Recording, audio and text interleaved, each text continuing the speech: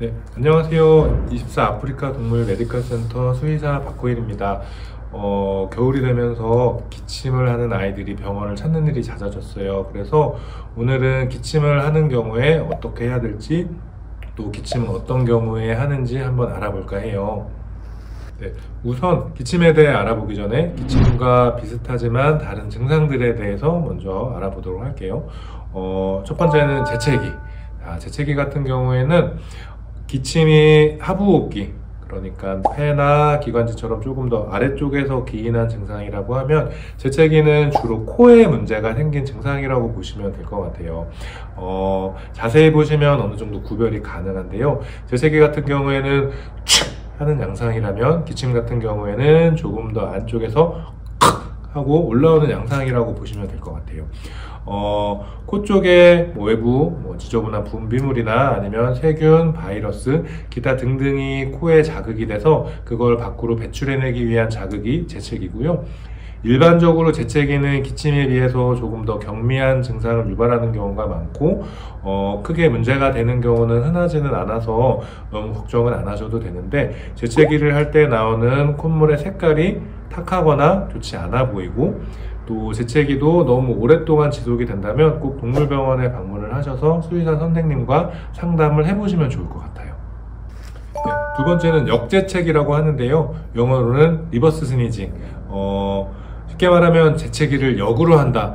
말이 좀 이상하기는 한데, 실제 증상을 보시면 코 먹는 소리 정도라고 생각을 하시면 될 것 같아요. 그러니까 이런 소리. 강아지들에 따라서는 수초에서 혹은 수분 이상 지속이 되기도 하고요. 증상을 보일 때 목이나 몸을 앞으로 빼면서 증상을 나타내기도 해요. 여러 가지 원인이 있는데, 목구멍, 인후두가 좀 좁아져 있거나 내내 그쪽 부분에 자극이 될 만한 어떤 특정 물질이 들어가 있는 경우도 있을 수 있고요. 또 단두종이라고 하죠. 시추나 혹은 패키니즈 혹은 불독처럼 주둥이가 구조적으로 짧은 친구들이 이런 증상을 조금 더 자주 보일 수 있기는 해요. 일반 재채기와 마찬가지로 일상생활에 지장이 되지 않을 정도면 조금 더 지켜보셔도 되고요. 만약에 증상이 너무 심하다면 얼른 안정을 시켜주시는 게 좋으세요. 코를 살짝 막아주시거나 혹은 토닥토닥거려서 증상을 진정시켜 주시되, 쉽사리 증상이 진정되지 않고 호흡 곤란 상황으로 넘어갈 것 같으면 동물병원으로 바로 내원을 해주시는 게 좋을 것 같아요. 네, 위에 말씀드린 증상과 달리 이런 식으로 기침을 한다면 이건 정말 기침일 가능성이 많을 것 같아요. 다만 기침 역시도 너무 심하지 않는다면 조금 지켜보셔도 되기는 해요. 기침 역시 기도에 재채기처럼 분비물들, 세균, 바이러스, 기타 등등 안 좋은 물질들이 들어갔을 때 그걸 배출해내기 위한 반사작용일 수도 있기 때문에 마냥 기침을 한다고 해서 무조건 나쁜 것만은 아니라는 거죠.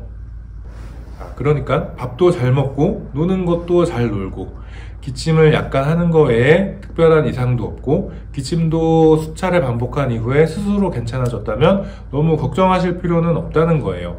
특히 요즘처럼 날이 추워져서 면역력이 떨어져 있는 상황일 경우에는 기도 자체의 기능이 떨어질 수도 있어서 기침을 할 수도 있어요. 이런 경우에는 집이 좀 건조하다거나 혹은 기도에 자극이 될 만한 게 주변에 있지는 않은지 확인을 해보시는 것도 좋을 것 같고요. 혹시 집안에서 흡연을 하시거나 혹은 침대 밑처럼 좀 지저분한 곳에 아이가 가서 잘 놀고 있지는 않는지 한번 점검해 보시는 것도 좋을 것 같아요. 하지만 나이가 많다, 기저질환이 있다, 기침을 하는데 밥도 안 먹고 기운도 없고 열도 나고 기침도 점점 심해지고 한번 할 때 세기도 점점 안 좋아진다면 꼭 동물병원에 가셔서 확인을 받으시는 게 좋아요.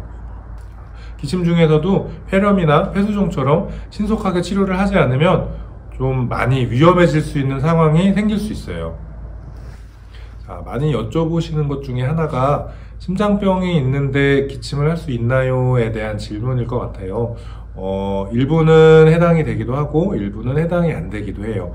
특히 기침 같은 경우에는 주로 기도에 특정한 변화가 생겨서 나타나는 경우가 많은데, 심장병이 있는 친구들 같은 경우에 심장이 커지면서 기도 일부를 압박하게 되면서 기침을 하게 될 수 있어요.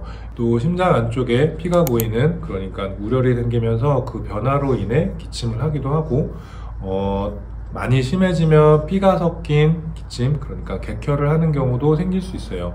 겉으로는 정확히 구별이 어렵고 심장병 때문에 생긴 기침은 자칫 응급 상황을 발생할 가능성이 높기 때문에 의심이 된다면 꼭 동물병원에 가셔서 자세한 검사를 받아보시는 걸 추천드려요.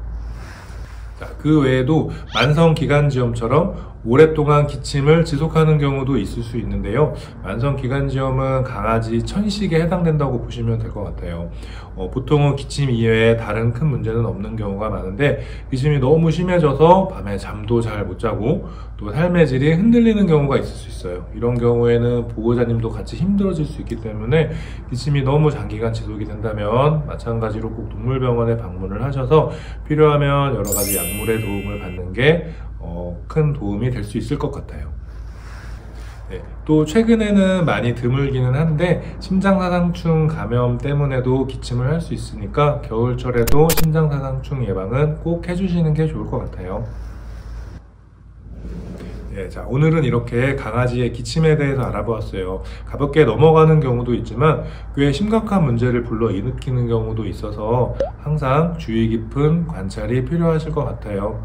이상으로 24 아프리카 동물 메디컬 센터 수의사 저는 박호일이었습니다. 좋아요, 알림 설정, 구독까지 부탁드려요. 감사합니다.